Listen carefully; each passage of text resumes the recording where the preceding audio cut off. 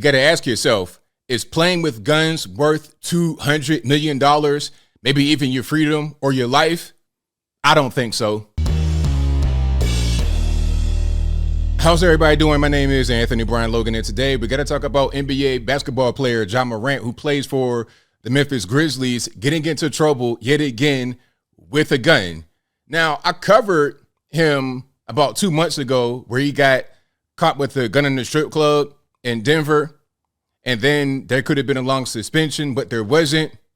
And there's a bunch of other things that he's done involving guns, but he's been caught on Instagram Live again playing with another gun. Now, before I get into anything, let's just do a quick rundown of who I'm talking about, okay? So this is Ja Morant, okay? My man right there with the arms crossed behind his dad, right next to his mom and his little sister, okay? This is Ja Morant, two-parent household, apparently a nice life in Sumter, South Carolina. From this picture right here, you don't think necessarily gang banging and whatnot. I mean, they do all have on blue. Is it a coincidence? At this point, I can't tell. Okay, you live in a nice house with your mom and your dad and your sister, but you still want to be a thug, although you're making millions of dollars in the NBA. Now, here's another picture of Ja. Okay, that's him with the gun the first time that he was caught on camera with the gun in Denver, Colorado. And that's him in his uniform throwing up Crip. So you want to be a gangbanger, you want to play with guns, you want to do all these things, but you're making hundreds of millions of dollars in the NBA. You're making $38 million per year. Matter of fact, here's a contract. Ja Morant signed a 5-year, $194 million contract, and apparently it's all guaranteed. It's all guaranteed, apparently.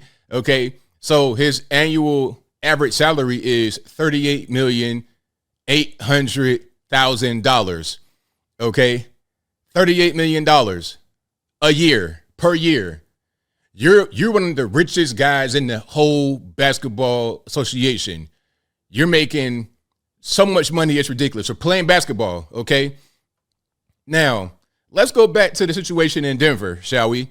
Because I showed you the picture of Ja, okay? See that picture right there with the gun? That's him in Denver. So how did he get to Denver? He plays for the Memphis Grizzlies. That's in Tennessee, not anywhere near Denver. So how did he have his gun in Denver? Well, most likely he brought the gun on the team plane. And if you know about chartered flights and whatnot, there's no TSA. And if that's wrong, y'all please let me know in the comments. You could theoretically bring whatever you want to on a chartered flight because you're not going through TSA. So what he probably did was bring the gun, maybe even load it into the actual cabin of the airplane with him, okay? Which you cannot do at all.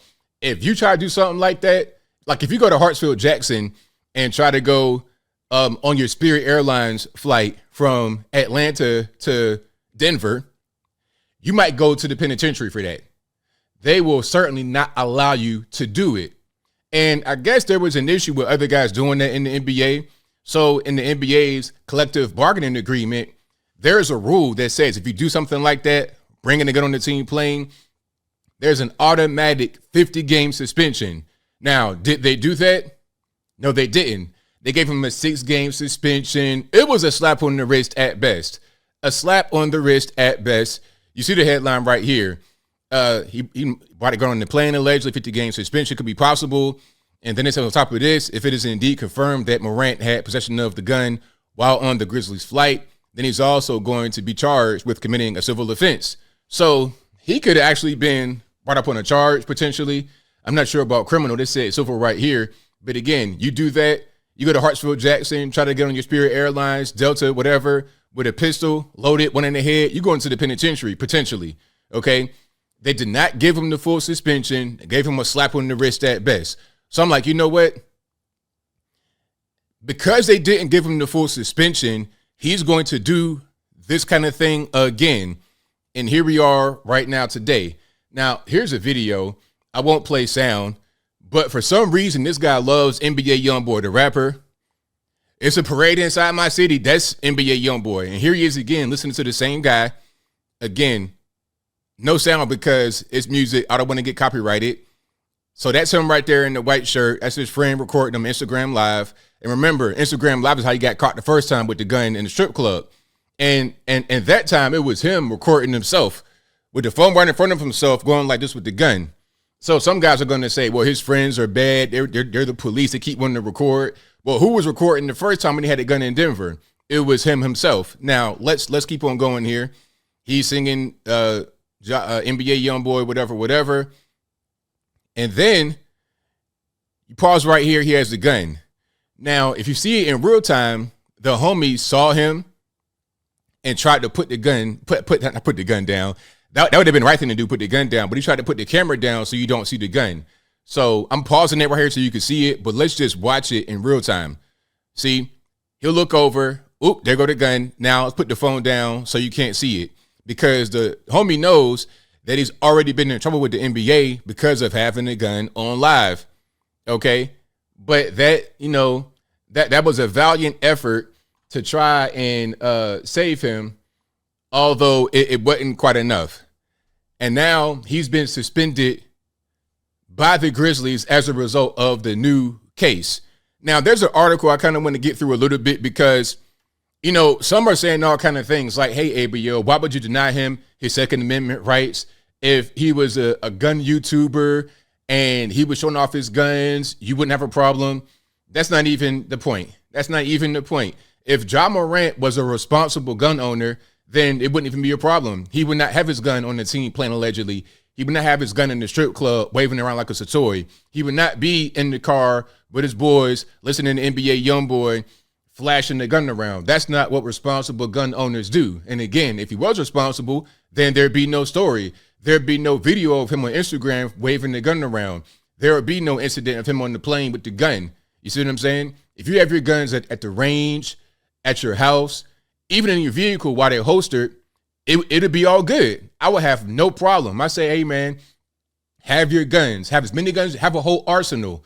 But you're being irresponsible with your gun ownership. And if I'm the Grizzlies, I see his behavior, a pattern of behavior, not just the Colorado incident, not just the NBA Youngboy going live, not just that. There's been other things.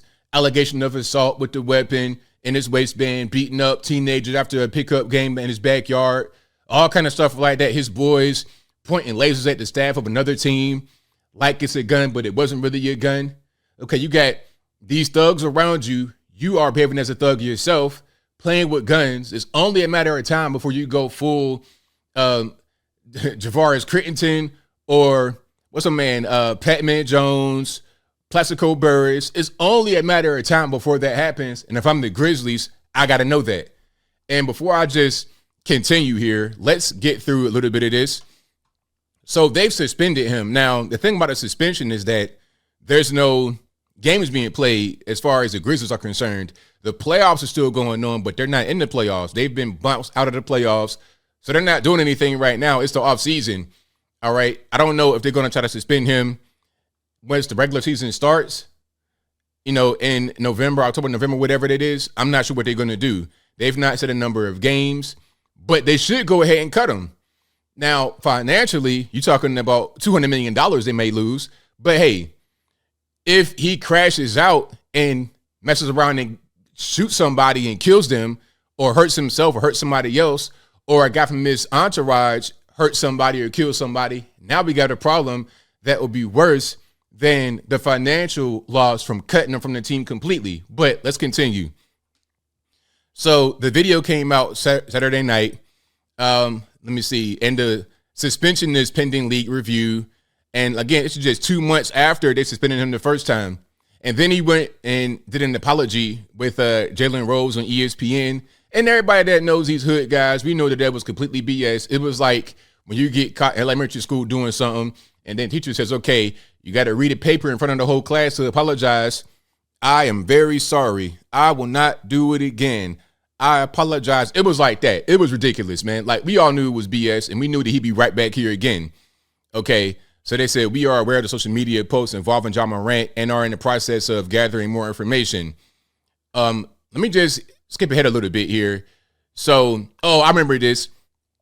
So when the Denver situation happened, he left the Grizzlies and entered a counseling program because he had also been drinking. Again, you're not a responsible gun owner. And that's also illegal, to be under the influence of alcohol or drugs while you're handling the firearm. That's illegal. So you're doing things that are not only irresponsible, but jive illegal. So this is why we say he should go ahead and get cut, because you are showing the character of a person that will eventually crash out. And he's a big time liability, big liability.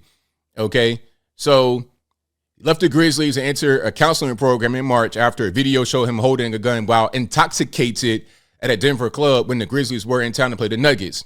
He was eventually suspended 8 games after meeting with NBA Commissioner Adam Silver, who called Morant's conduct irresponsible, reckless, and potentially very dangerous. At the time of the suspension, Morant told ESPN in an interview that he realizes what I got to lose, and said he would try to be more responsible, more smarter.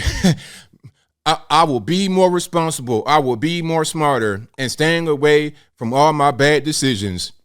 Morant has been involved in several off-court incidents, and here's where it gets, here is the problem, the prior incidents. He's been involved in several off-court incidents over the past year. He's being sued by a high school prospect after a fight during a pickup game in Morant's backyard, where Morant and Pack are alleged to have punched the boy in the head. The teenager told police that Morant entered his house after the fight and came back outside with a gun in his waistband. See what I'm talking about? That's not what responsible gun owners do. You don't beat up these teenage kids in your backyard when you have and then go get your gun. Like you're menacing at that point. Pack was banned from attending games at Memphis's FedEx Forum after a post-game confrontation with Pacers traveling party. Pat was escorted out of his courtside seat after stepping onto the floor during a game to confront Pacers players. That's the whole thing with the lasers, when they were pointing lasers at the Pacers players, the opposing team. After the game, following an argument between Morant's associates and members of the Pacers traveling party, in the arena's loading dock area, a red laser was pointed from an SUV in which Morant was riding. An NBA investigation could not corroborate that any individual threatened others with a weapon, but when there's smoke, there's fire. Okay, and there was more stuff going on. There was allegation that his entourage went to the mall to confront these employees at his store because Morant's mom got into it with him. It's all kind of problems that stem from Ja Morant. And at a certain point, you have to say, enough's enough. The thing to do would have been to give him the lengthy suspension, 50 games, and say, okay, we're going to stop this problem right now. But since they didn't do it, now they kind of are being held hostage.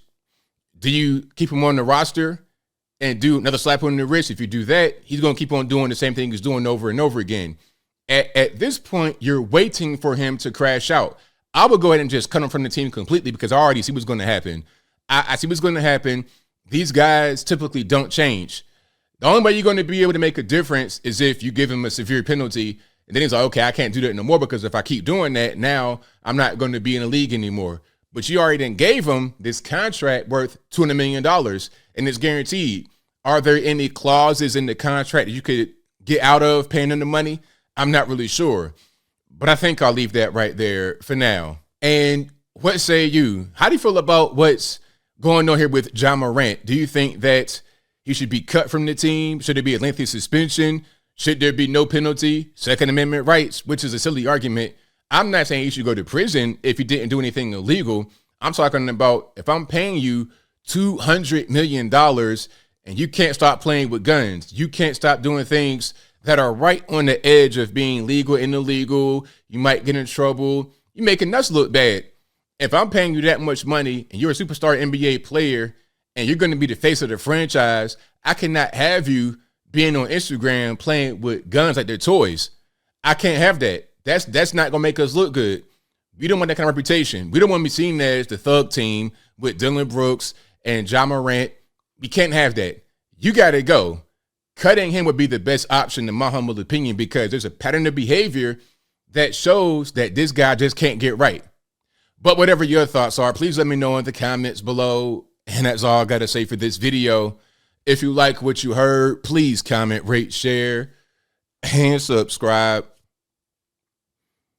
Peace.